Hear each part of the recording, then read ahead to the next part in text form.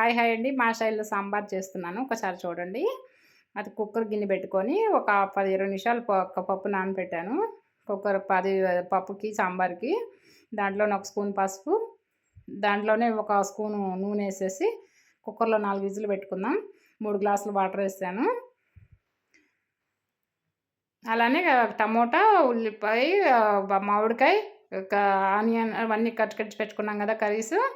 అలానే చింతపండు కూడా ఒక పెట్టుకున్నాం. అట్లా కళాయి పెట్టుకొని 3 పావులు ఆయిల్ పోసేసుకొని 3 పావులు వేడెక్కాక దానికి జీలకర్ర, కొంచెం మెంతులు, ఆవాలు వేసేసుకొని అట్లానే కొంచెం ఎండుమిర్చి కూడా వేసేసుకుందాం. ఎండుమిర్చి కొంచెం ఇంగువ, ఎండుమిర్చి వేసేసుకున్నాక చూడండి బాగా వేగిపోయినాయి కదా.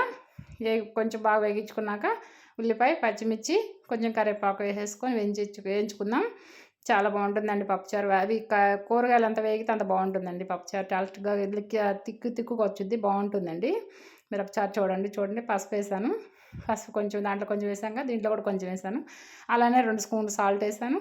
అట్లనే మనం కట్ చేసుకున్న మామిడికాయ ముక్కలు, టమాటా ముక్కలు, అలానే ఆనియన్ అన్నీ వేసేసాం కదా. బాగా మగ్గిచ్చేసుకుందామండి. ఎంత మగ్గితే అంత టేస్ట్ వస్తుంది కర్రీ. చూడండి మా స్టైల్ అయితే మేము ఇలానే చేస్తామండి.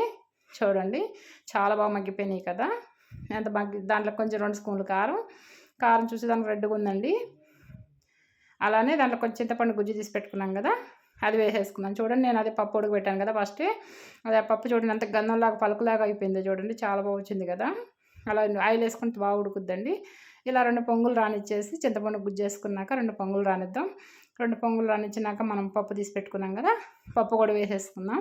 చాలా సింపుల్ అండి. చాలా బాగుంటుంది పప్పుచారు. మా స్టైల్ అయితే మేము ఇలానే చేస్తామండి. మీ స్టైల్లో ఎలా చేస్తారో ఒకసారి కామెంట్ చేయండి ఫ్రెండ్స్. మా స్టైల్లో చూడండి లాస్ట్ కొత్తిమీర వేసేసుకొని ఒక పొంగు వేసుకున్నాక కొంచెం కరివేపాకు, కొత్తిమీర వేసుకొని కొంచెం మనం సాంబార్ మసాలా హాఫ్ స్పూన్ మసాలా వేసుకుందామండి. సాంబార్ పొడి వేసుకుంటేనే కదా కొంచెం స్మెల్ బాగుంటుంది. నేను ఎన్టీఆర్ సాంబార్ పొడి ఆడతానండి. దానికి అంత తిక్కు బాగుంటుంది. అది టేస్ట్ చాలా బాగుంటుందండి ఎన్టీఆర్ సాంబార్ మసాలా. మాకు ఎప్పటి నుంచో అదే అలవాటు అండి. చాలా టేస్ట్గా ఉంటుంది. ఒక్కసారి ట్రై చేయండి. దీని పక్కన పప్పడం కానీ, చికెన్ ఫ్రై కానీ ఏదైనా కాంబినేషన్కి చాలా బాగుంటుంది.